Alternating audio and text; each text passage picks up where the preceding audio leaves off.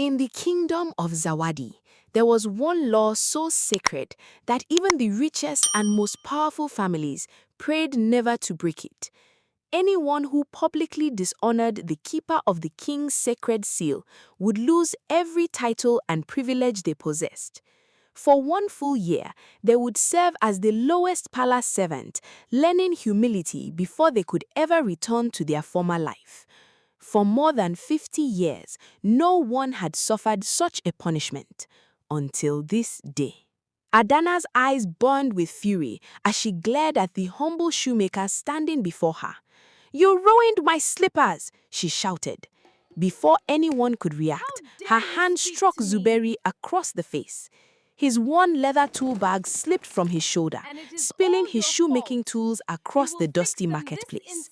The entire market fell silent. No one dared to move.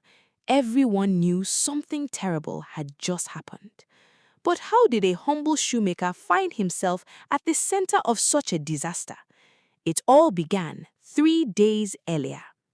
3 days earlier, life in the Kingdom of Zawadi was peaceful. In the heart of the village lived a young shoemaker named Zuberi. Though he lived simply, his kindness had earned him the respect of everyone around him. Rich or poor, young or old, Zuberi welcomed everyone with the same warm smile. Few people realized that behind his humble life lay a secret that would one day change the kingdom forever.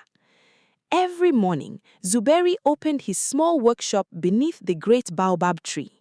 With skilled hands and an honest heart, he repaired worn-out sandals and torn slippers for anyone who needed his help. He never overcharged his customers, and he never turned away those who could not afford to pay.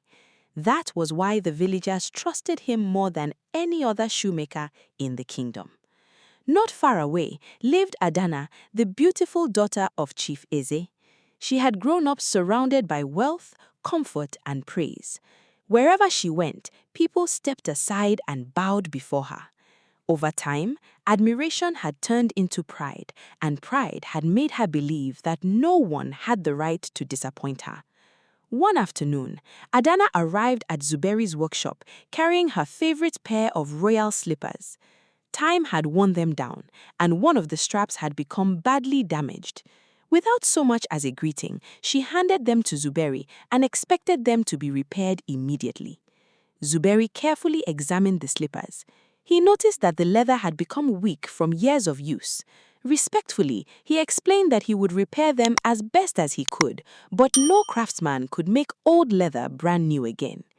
Adanna barely listened. She simply expected perfection. Zuberi immediately got to work. With steady hands and years of experience, he carefully repaired the torn strap and strengthened the worn sole using the finest leather he had. He inspected every stitch twice, making sure he had done everything possible to restore the slippers. When he finished, he cleaned them carefully and respectfully handed them back to Adanna. She took them without a word and walked away. Zuberi simply returned to his work, unaware that trouble was already on its way. As Adanna walked through the bustling marketplace, her attendants admired the repaired slippers. But after only a few steps, the weakened leather beneath the old strap suddenly gave way. The slipper loosened on her foot. Adanna stopped in disbelief. She stared at the damaged slipper, her face slowly filling with anger.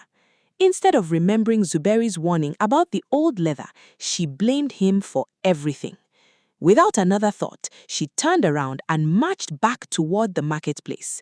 People quickly stepped aside as Adanna stormed through the village with the damaged slipper clutched tightly in her hand. Her attendants struggled to keep up. Meanwhile, beneath the great baobab tree, Zuberi had already begun repairing another customer's sandals. He looked up only when he heard hurried footsteps approaching. Before he could say a word, Adanna was standing right in front of him. "You ruined my slippers!" Adanna shouted angrily. The entire market fell silent. Zuberi respectfully tried to explain that the slippers had been badly worn before the repair and that he had warned her that old leather might not last, but Adanna refused to listen. Blinded by pride and consumed by anger, she raised her hand and slapped him across the face. The force of the blow knocked his worn leather tool bag from his shoulder. His tools scattered across the dusty ground. A deep silence swept through the marketplace. No one moved. No one spoke. The villagers stared at Adanna with fear in their eyes. The news of the incident spread through the village faster than wildfire. Within moments, royal guards arrived at the marketplace. The crowd quickly stepped aside as Captain Kofi led the guards towards Zuberi. To everyone's surprise, the captain did not question the humble shoemaker. Instead, he respectfully bowed and asked him to accompany him to the royal palace. Confused whispers spread through the marketplace as Adanna, her father Eze, and several witnesses were also ordered to appear before the king. No one knew why. The royal throne room was filled with chiefs, elders, palace officials, and respected citizens from across the Kingdom of Zawadi. King Jabari sat silently on his golden throne, his face calm but unreadable. Captain Kofi escorted Zuberi to the center of the royal court. Still dressed in his simple shoemaker's clothing, he stood quietly before the king. Adanna and Chief Eze watched with confidence, believing the king would punish the man who had supposedly ruined her slippers. The entire court waited in silence for the king's judgment. King Jabari slowly rose from his throne. The hall became so quiet that even a pin dropping could have been heard. The king looked at Zuberi with warmth before turning to face the royal court. Then, in a voice that echoed through the palace, he declared, "Let it be known throughout the Kingdom of Zawadi that this humble shoemaker is no ordinary man. He is the keeper of the king's sacred seal and the rightful prince of this kingdom." The entire royal court gasped in shock. Chief Eze's face turned pale. Adanna's confidence vanished in an instant as she stared at Zuberi in complete disbelief. The throne room fell into complete silence. One by one, the chiefs, elders, and palace officials lowered their heads before Prince Zuberi. Adanna could hardly breathe. Her knees grew weak as the weight of what she had done came crashing down upon her. The humble shoemaker she had insulted and slapped before the entire marketplace was the kingdom's rightful prince. Slowly, she fell to her knees, unable to lift her eyes. Beside her, Chief Eze bowed his head in shame, realizing that neither his wealth nor his position could protect his daughter from the kingdom's ancient law. King Jabari looked across the silent court before speaking. The law of this kingdom was not written to protect the rich or the powerful. It exists to remind every citizen that honor, humility, and justice stand above pride.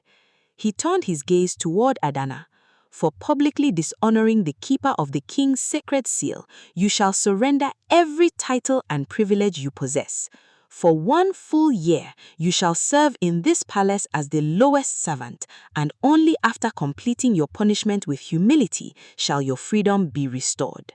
No one in the throne room questioned the king's judgment. Even Chief Eze remained silent.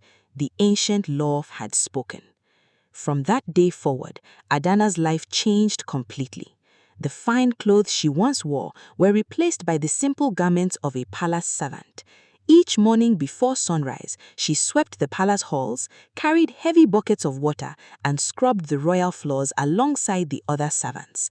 The work was difficult, but with each passing day, her pride slowly gave way to humility. For the first time in her life, Adanna understood the value of respect and the dignity of honest work. 1 year later, Adanna completed her punishment. She stood again before Prince Zuberi in the royal throne room. This time, there was no pride in her heart. With tears in her eyes, she knelt before him. "Your Highness," she said softly, "I judged you because of your simple appearance. I refused to listen when you spoke the truth, and I allowed my pride to control my actions. I am truly sorry. Please forgive me." The throne room remained silent as everyone waited for Prince Zuberi's response. Prince Zuberi gently helped Adanna to her feet. "I forgave you the moment you realized your mistake," he said with a warm smile. "True greatness is not found in wealth, titles, or power. It is found in humility, kindness, and the courage to admit when we are wrong." King Jabari smiled with pride as peace returned to the royal court. From that day on, the people of Zawadi never forgot the lesson they had witnessed.